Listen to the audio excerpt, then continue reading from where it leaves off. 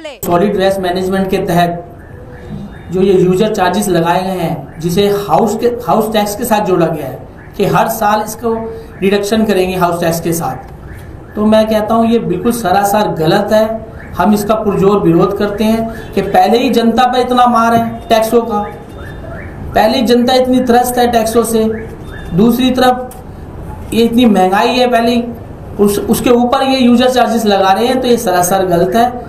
एक तरफ जब से बीजेपी दिल्ली सरकार में आई है, दूसरी तरफ स्कूलों में जो फीस बढ़ाई जा रही है उससे लोग त्रस्त हैं, महंगाई से लोग त्रस्त हैं, तो उसके ऊपर ये अतिरिक्त बोझ जो देना है ये सरासर गलत है। हम इसका विरोध करते हैं। हमने तुरंत इसके लिए कल ऑर्डर निकाला है आयुक्त महोदय को कि इसे जो भी आपने ये ऑर्डर पास किया है जनता पे, इसको जल्द से जल्द इसको निरस्त किया जाए, इसको खत्म किया जाए।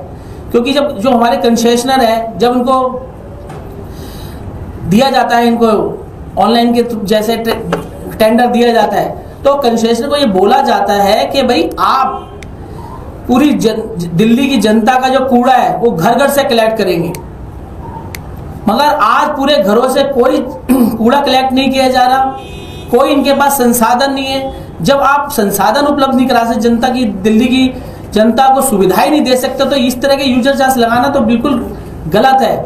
तो हम इसका पुरजोर विरोध करते हैं। माननीय हमारे पूर्व मुख्यमंत्री अरविंद केजरीवाल जी ने भी ये बोला था कि हम दिल्ली की जनता पे कोई टैक्स की मार नहीं करेंगे।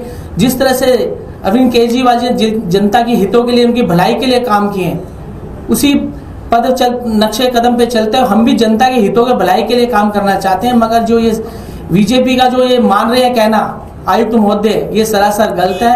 उन्हें जनता की भलाई के लिए काम करना चाहिए, क्योंकि ये जो प्रस्ताव है 2016 से बीजेपी की सरकार द्वारा ही लाया जा रहा है, केंद्र सरकार द्वारा ये प्रस्ताव लाया गया था एमसीडी में, मगर हमारी भी उस टाइम अपोजिशन में, जब एमसीडी में हमारे विपक्ष में हमारे पार्षद थे, तो उन्होंने भी पुरजोर विरोध किया कि ये आप टैक्स जनता पे नहीं ला सकते जब तक आप उनको पूरी सुविधाएं नहीं दे रहे। तो अब ये हमारे पिछले कार्यकाल में बीजेपी थी एमसीडी में, हमें तो सिर्फ मात्र 2 साल हुए हैं एमसीडी में, तो ये जो आप जो अपना ठीकरा हमारे ऊपर क्यों फोड़ना चाहते हैं? हम ये मांग करते हैं आयुक्त महोदय से, और ये उनको बोलते हैं कि आप इनको वापस इसको लिया जाए, यूजर चार्जेस को जनता पे अतिरिक्त बोझ ना दिया जाए, यही हम कहना चाहते हैं। धन्यवाद। ये जो एमसीडी कमिश्नर द्वारा यूजर चार्ज जो लगाए गए, ये दिल्ली की जनता के हितों के खिलाफ है। हम सब लोग इसका पुरजोर विरोध करते हैं, और ये सिर्फ और सिर्फ भारतीय जनता पार्टी की गंदी राजनीति के चक्कर में हो रहा है। भारतीय जनता पार्टी बिल्कुल नहीं चाहती कि दिल्ली के जनता के हितों की रक्षा हो, और ये यूजर चार्ज ये बिल्कुल सरासर गलत है, और इसको लाने का तरीका भी बिल्कुल गलत है। मैं आपको बता देना चाहता हूं, इसके लिए किसी सदन में कोई भी प्रस्ताव नहीं आया, कोई चर्चा नहीं की गई, महापौर के संज्ञान में नहीं लाया गया, पर्दे के पीछे से आयुक्त महोदय द्वारा इसको लागू कर दिया गया। जैसे ही हम लोगों को पता लगा, पूरी एमसीडी की टीम, आम आदमी पार्टी के सभी नेतागण इसका विरोध कर रहे हैं, और हम आयुक्त महोदय से मांग करते हैं कि वो इसको जल्द से जल्द वापसी करें। मुकेश गोयल जी हमारे, जैसा कि हमारे माननीय नगर निगम के प्रभारी दुर्गेश पाठक जी ने, महापौर महोदय ने, उप महापौर महोदय ने आपको बताया ही है कि किस प्रकार से तुगलकी फरमान आयुक्त महोदय द्वारा दिल्ली की जनता के लिए जारी किया गया।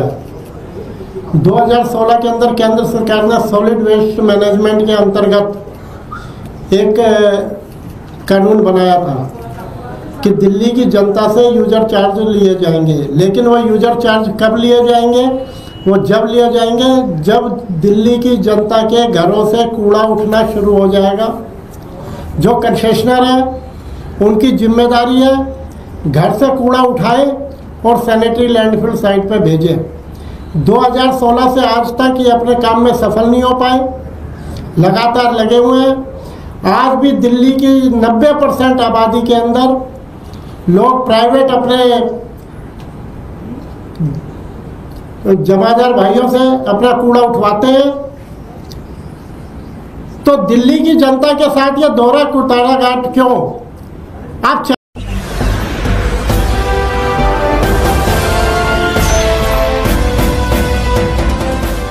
देख रहे हैं लाइव न्यूज 19। 99 राष्ट्र सबसे पहले।